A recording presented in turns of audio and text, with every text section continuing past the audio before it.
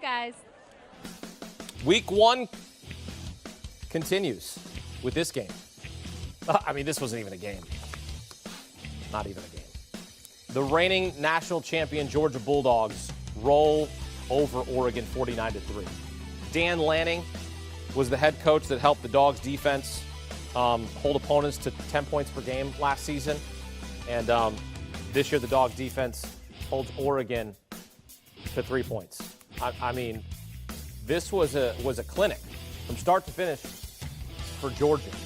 And Stetson Bennett, he can still get it done. 3 total touchdowns in this game. Bo Nix is, I mean, look, is it the same Bo Nix? Maybe. 21-37, a couple of picks. He's in a new place, but looking like the same guy that we saw at Auburn. So it's a 49-3 opening win against Georgia. Game goes under the total. Tom Fornelli told you to take the under. Chip Patterson told you that Georgia would blow out Oregon. That happened. So our guys go 2 for 2 here on this one. Let's welcome in the aforementioned 2 of the 4 members that make up the Cover 3 podcast, Chip Patterson and Tom Fornelli. And Chip, you said this was no doubt that they were going to roll, and Georgia does just that. Yeah, and I think that the ruthless efficiency that we saw from Georgia is just so impressive. What was it, like 7 of the first possessions that the Bulldogs offense had resulted in touchdowns. They converted on their first 6 third down attempts. Everything that they did was perfectly in line with everything that they would have scripted. And then to match that with the defensive intensity that is just squeezing the life out of this Oregon offense. You mentioned, is it the same Bo Nix? Well, I'll tell you this. Bo Nix going into the game, 0 for 3 straight up, 0 for 3 against the spread, against the Bulldogs. Now we can make that 0 for 4, 0 for 4 against the spread, against the Bulldogs.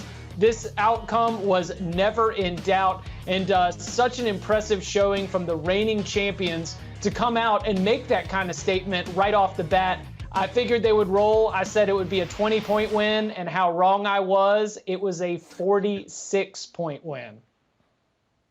Chip, you should punish yourself for being so incorrect on the pick. As I was watching this game, the one prevailing thought that I could not get out of my head was, man, I can't wait to watch this as a first-round playoff matchup in 2026. But as for the game itself, speaking of the college football playoff, coming into the season, I kind of spent the offseason telling myself that as good as Georgia was, and I still expected it to be good in 2022, Alabama and Ohio State were the only 2 teams I felt, in my opinion, could win a national title this season, because I just didn't have a lot of faith in the Georgia offense, even after what we saw last season. And after what I saw today, I mean, yes, the defense is still amazing. Nobody is going to score points against it. But the most impressive aspect of this game to me was how well that Georgia offense played, because last year, this was a unit that did well. If you looked at a lot of advanced metrics, they were in the top 5, top 10 in a lot of key categories, and they never really got credit for it. But they also benefited from an outstanding defense that continually put them in excellent field position. They averaged only 69 yards on their touchdown drives last year, which was the 118th in the nation as far as the longest. Today, in Stetson Bennett's 6 touchdown drives, they averaged 75 yards. These were not short fields. These were long, sustained drives. There was a 92-yard drive, an 86-yard drive, a few 75-yarders. And this was a Georgia team that, Chip, as you said, they were ruthless. They were efficient. They weren't taking a bunch of deep shots down the field, but they were just steamrolling an Oregon defense that has a lot of talent on it. It's not the Georgia defense, but there are NFL players in that front 7, and they were getting obliterated all night in that game. This is a Georgia team that now, like I said, I still think Alabama and Ohio State are going to be the 2 best teams in the country, but the gap between them and Georgia that I thought existed, probably not as wide as I thought. Chip, you remember how many points Georgia gave up in its first game last season? Was it 3? 3. They gave up 3 on Saturday in week 1 here against Oregon. Can they run the table? No team has ever won back-to-back national championships in the college football playoff era, because if you look at Georgia's schedule, it's favorable. I think that they can show up to the SEC championship game 12-0. I think that that is what my prediction is, but I do think that there is an Alabama team that would be awaiting them in Atlanta that could hand them a loss. Now, that does not mean that Georgia will not have the opportunity to potentially go back-to-back, as I do think that Georgia based on the way it can run through the schedule, dominate against lesser opponents, and maybe even play Alabama close in the SEC championship game. I would pick Alabama in that head-to-head, by the way. But I think that Georgia would still then have an opportunity to make it into the college football playoff the same way that we saw both Alabama and Georgia a year ago make it into the college football playoff after playing against each other in the SEC championship game. This is just the thing that sticks out to me is that Kirby Smart said, we didn't build this thing for a one-off. We built this thing to be sustained. And he has already shown that you stack these recruiting classes on top of each other, you really commit to a playing style and an identity on the offensive and defensive side of the ball, then the sustainability is there. That's what Georgia has created. They have created an Alabama East, and we should expect the same thing that we do of Alabama, that this is a team that's going to be in the college football playoff every single season.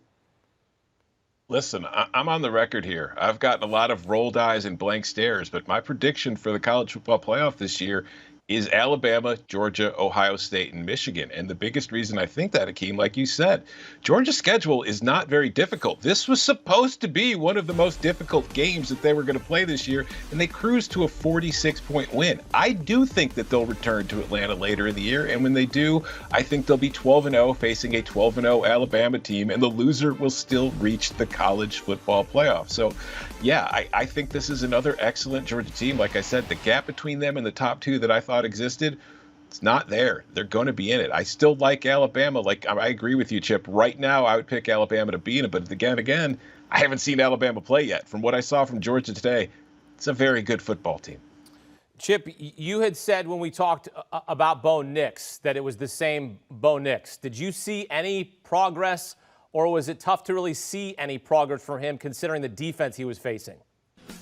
Yeah, it's tough to see real progress. I think that the excitement about Bo Nix in 2022 comes from the fact that he won't be playing SEC defenses on a week-in, week-out basis. That there is undeniably a drop in size, speed, and talent when you talk about the schedule that Auburn plays every single year and the schedule that Oregon is going to play when it gets into the Pac-12. So this wasn't going to be the game where we see Bo Nix really take a big step forward in terms of the results, because I think the same Bo Nix can have better results against the rest of Oregon's schedule than what he had necessarily at Auburn. The problem was, who's on that Auburn schedule every year? That Georgia Bulldogs defense. And so the reasons that you're excited about Bo Nix as the quarterback of Oregon are going to come later when they get into conference play. They're not going to be here on Saturday. And I don't want to cut Tom off. Hopefully I'm setting him up here. But Bo Nix was also in this game for a really long time for a quarterback competition that I thought was a little bit more competitive. Very interesting that Kenny Dillingham, the offensive coordinator, and Dan Lanning gave him all of the snaps in a game that was out of hand very early. Yeah, no, this is the same Bo Nix. The reason you haven't seen any progress from Bo Nix today is because you haven't seen progress from Bo Nix in 3 seasons. This was a kid who the first time we saw him was, ironically, in a season opener against Oregon when he was playing for Auburn. He threw the game-winning touchdown pass, and it was a very promising start to what we thought was going to be a very good career. It's just he's done nothing but go backwards since then. And while I agree with you, Chip, I do think his numbers will improve simply by not having to play Georgia every week or other defenses like Georgia. I still don't think Nix is a fantastic quarterback, and I don't think he's going to live up to the hype he had from that first game. And as you mentioned, I was somewhat confused in the second half of this game because, like you said, there was some speculation that this was supposed to be a close quarterback competition. Well, why was Bo Nix still in the game for the entire 4 quarters when Georgia had already pulled its starters? If you're Dan Lanning in your first coaching game at Oregon, why not put Ty Thompson or your other backup out there just to see what you got, to give him a shot, give him some reps, give him on film? Because even if the competition is settled and Bo Nix is your guy and you plan on starting him every single week, you're sending him out there in a 46-point game, exposing him to hits against one of the toughest hitting defenses in the country, putting the rest of your season at risk if he gets hurt. It was just a decision that did not make a lot of sense to me from Dan Lanning in his first game. So, Chip, as I have it here, Bo Nix 2019, Bo Nix 2022, Oregon 0-1. That's correct, right? Yes, that is correct, Hakeem. You got that right. So nothing has changed. No, same Bo Nix. There you go. We even had Bo Picks. Like, we even had a Bo Picks moment. Like, that's everything that we could do. I don't know if you can fill out a full bingo board of the Bo Nix experience, but we came really daggum close to it with the Bo Picks, with the running for his life the entire time, holding on to the ball too long. We really ran the full experience with Bo Nix. Yeah, exactly. Well, maybe when he's back home, because remember, Bo Nix at home is better than Bo Nix on the road and Bo Nix neutral site. So maybe when he goes to Eugene and he gets all fluffled up with his feathers there, he can make himself a nest there in Eugene. I tried a dad joke there. That didn't really work, but hey, you kind of get the idea. It's a better Bo Nix at home than on the road. Chip Patterson, Tom Fornelli breaking down for us here on CBS Sports HQ. Thank you, man.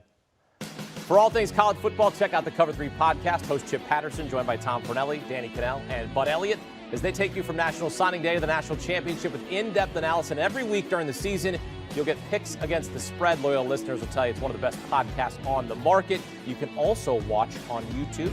Scan the QR code on your screen there. The Cover 3 podcast. Download and subscribe today. Do you want a sports network that delivers everything that matters about the game? The highlights, the picks, the instant analysis, no yelling, no fake debates, no politics. Hit the subscribe button and never miss a moment.